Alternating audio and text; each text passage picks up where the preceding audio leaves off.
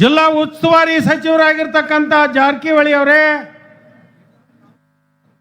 ನನ್ನ ಆತ್ಮೀಯ ಮಿತ್ರರು, ರಾಜಕೀಯದಲ್ಲಿ ಒಂದೇ ಸಮಾನ ಕಾಲಿನಲ್ಲಿ ಪಾದಾರ್ಪಣೆಯನ್ನು ಮಾಡಿರ್ತಕ್ಕಂಥವ್ರು ಮತ್ತು ನನ್ನ ಹಿತೈಷಿಗಳು, ಅಥಣಿ ನಗರಕ್ಕೆ ಸುಮಾರು 32 ಕೋಟಿ ರೂಪಾಯಿಗಳ ವಸತಿ ಶಾಲೆಯನ್ನ ಮಂಜೂರು ಮಾಡಿರ್ತಕ್ಕಂಥ ಕಾರ್ಮಿಕ ಸಚಿವರಾಗಿರ್ತಕ್ಕಂಥ ನನ್ನ ಪ್ರೀತಿಯ ಗೆಳೆಯರಾಗಿರ್ತಕ್ಕಂಥ ಸಂತೋಷ್ ಲಾಡ್ ಅವರೇ, ನಾನು ಮೊದಲನೇದಾಗಿ ಶಿವಪ್ರತಿಷ್ಠಾನದ ಎಲ್ಲ ಸದಸ್ಯರಿಗೆ ಹೃದಯ ತುಂಬಿರ್ತಕ್ಕಂಥ ಅಭಿನಂದನೆಗಳನ್ನ ಈ ಸಂದರ್ಭದಲ್ಲಿ ನಾನು ಹೇಳಲಿಕ್ಕೆ ಬಯಸ್ತೇನೆ. ಈ ಭಾಗದ ಜನರ ಆಶಯ ಆಗಿತ್ತು, ಛತ್ರಪತಿ ಶಿವಾಜಿ ಮಹಾರಾಜರ ಮೂರ್ತಿ ಸ್ಥಾಪನೆ ಆಗಬೇಕು, ಹೊರಗಡೆಯಿಂದ ಬಂದಿರತಕ್ಕಂಥ ಜನರಿಗೆ ಮೊದಲನೇ ದರ್ಶನ ಶಿವಾಜಿ ಮಹಾರಾಜರದ ಆಗಬೇಕು ಅಂತಕ್ಕಂಥ ಏನು ಅಪೇಕ್ಷೆ ಇತ್ತು, ಆ ಅಪೇಕ್ಷೆಯನ್ನ ಇವತ್ತು ಈಡೇರಿಸಿದ್ರಿ. ನಿಮಗೆ ನಾನು ಅಭಿನಂದನೆಗಳನ್ನು ಈ ಸಂದರ್ಭದಲ್ಲಿ ಹೇಳಲಿಕ್ಕೆ ಬಯಸ್ತೇನೆ.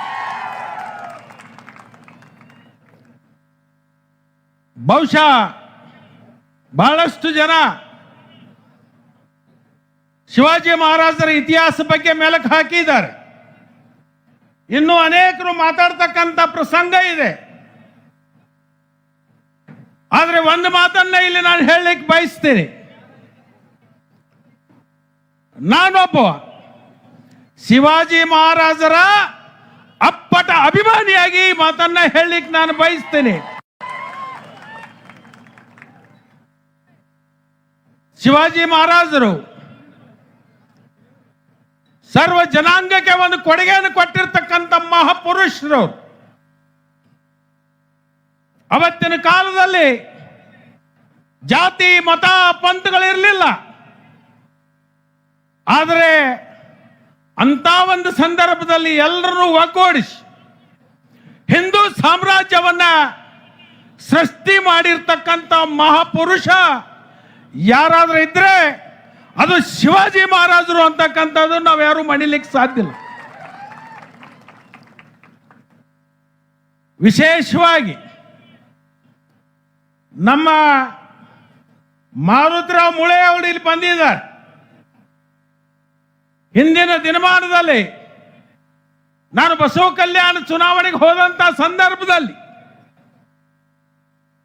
ಅವತ್ತಿನ ದಿವಸ ಮಾರುತಿರಾವ್ ಮುಳೆ ಅವರು ಒಂದು ಸಂಕಲ್ಪ ಮಾಡಿದ್ರು, ಈ ಚುನಾವಣೆಯಲ್ಲಿ ನಾನು ಚುನಾವಣೆ ಕಣದಿಂದ ಹಿಂದೆ ಸರಿತೀನಿ, ಆದರೆ ನಮ್ಮ ಸಮಾಜಕ್ಕೆ ಒಂದು ನಿಗಮ ಆಗಬೇಕು, ಆ ನಿಗಮದಿಂದ ನಮ್ಮ ಸಮಾಜಕ್ಕೆ ಸರ್ಕಾರದ ಅನುಕೂಲತೆಗಳು ಸಿಗಬೇಕು, ಅದರ ಜೊತೆಗೆ ಎಲ್ಲಿ ಶಿವಾಜಿ ವಂಶಸ್ಥರ ಇದಾಗಿ ಹೋಗಿದ್ದಾರೆ ಇತಿಹಾಸದಾವೆ ಅವತ್ತನ್ನೆಲ್ಲವನ್ನು ಕೂಡ ಅಭಿವೃದ್ಧಿಯನ್ನ ಮಾಡಬೇಕು ಅಂತಕ್ಕಂಥ ಒಂದು ಹಿರಿ ಜೀವ ಅವತ್ತು ಚಡಪಡಿಸಿರ್ತಕ್ಕಂಥ ಅದನ್ನು ನೋಡಿ ಅವತ್ತು ನನ್ನ ಕೈಲಾದ ಸಹಾಯವನ್ನ ಮಾಡಿ ಆ ಕೆಲಸಕ್ಕೆ ಚಾಲನೆಯನ್ನು ಕೊಡೋದ್ರ ಮುಖಾಂತರ ಅದಕ್ಕೆ ಪ್ರಮುಖರನ್ನಾಗಿ ಮಾರುತಿರಾವ್ ಮುಳೆ ಅವರನ್ನ ನಿಯುಕ್ತಿ ಮಾಡಿರ್ತಕ್ಕಂಥ ಸಂತೋಷ, ಅದೊಂದು ಅಳುಲಿ ಸೇವೆ ನನಗೆ ಸಿಕ್ಕಿದೆ ಅಂತಕ್ಕಂಥ ಮಾತನ್ನ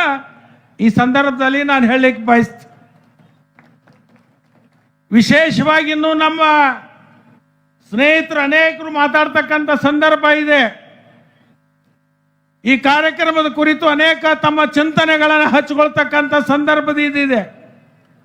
ನಾನು ಒಂದೇ ಕೋರಿಕೆ, ಶಿವಾಜಿ ಮಹಾರಾಜರಿರ್ತಕ್ಕಂಥ ಆದರ್ಶ, ಅವರ ತತ್ವ, ಅವರ ಸಿದ್ಧಾಂತಗಳನ್ನ ಪ್ರತಿನಿತ್ಯ ನಮ್ಮ ಜೀವನದೊಳಗೆ ಅಳವಡಿಸಿಕೊಂಡಾಗ ಆ ಪ್ರತಿಭೆಯನ್ನು ಅನಾವರಣ ಮಾಡಿದ್ದಕ್ಕೆ ಸ್ವಾರ್ಥ ಆಗ್ತಿದೆ ಅಂತಕ್ಕಂಥ ಮಾತನ್ನ ಈ ಸಂದರ್ಭದಲ್ಲಿ ನಾನು ಹೇಳಿ ಅದನ್ನ ನಾವೆಲ್ಲರೂ ಪಾಲಿಸುವಂತ ಕೆಲಸವನ್ನ ನಾವು ಮಾಡೋಣ ಅಂತಕ್ಕಂಥ ಮಾತನ್ನ ಈ ಸಂದರ್ಭದಲ್ಲಿ ಹೇಳಿ, ಇವತ್ತೇನು ಮರಾಠ ನಿಗಮ ಸ್ಥಾಪನೆ ಆಗಿದೆ, ಆ ನಿಗಮಕ್ಕೆ ಮುಂದಿನ ದಿನಮಾನದಲ್ಲಿ ಸಂತೋಷ್ ಲಾಡ್ ಅವರು ಇರ್ಬೋದು, ನಾವಿರ್ಬೋದು, ಸತೀಶ್ ಜಾರಕಿಹೊಳಿ ಇರ್ಬೋದು, ಮಾನ್ಯ ಮುಖ್ಯಮಂತ್ರಿಗಳಿಗೆ ಭೇಟಿಯಾಗಿ ಹೆಚ್ಚಿನ ಅನುದಾನವನ್ನು ಕೊಡಿಸೋದ್ರ ಜೊತೆಗೆ ಈ ಸಮಾಜದಲ್ಲಿ ಇರ್ತಕ್ಕಂಥ ಯುವಕರಿಗೆ ಉದ್ಯೋಗಗಳನ್ನು ಕಲ್ಪಿಸಲಿಕ್ಕೆ, ಒಂದು ಬದುಕಿಗೆ ಒಂದು ಬೆಳಕನ್ನು ಕೊಡ್ತಕ್ಕಂಥ